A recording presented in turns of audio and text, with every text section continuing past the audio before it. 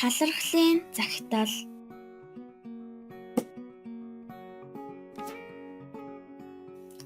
Намайг Төмрийн мөгжин гэдэг. Би Мобисын харьяа ерөнхий боловсролын сургуулийн 3 дугаар ангийн сурагч. Би энэ талархлын захидлаа багшдаа зориулж байна. Хүний хорвоогийн анхны танин мэдэхүйг эцэг гэх мэдрүүлж, дараа нь бага ангийн багш гараас минь хөтэлдэг юм байна.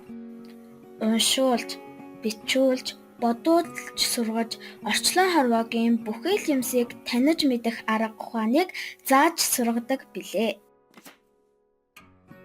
Би ирээдүйгээ хаалттай хаалга, түүний дотор байгаа агаар, ус, газар шороо өвс ургамалтай зүйрлдэг. Тэр хаалганд яг таарах түлхүүрийг бага ангийн багш урлаж миний ирээдүйн босгыг алхуулдаг. Хүний зүрх сэтгэлд хоногшин үлддэг хүний нэгэн бага ангийн багш юм. Би багшаагаа хүндэлж хайрлаж явдаг.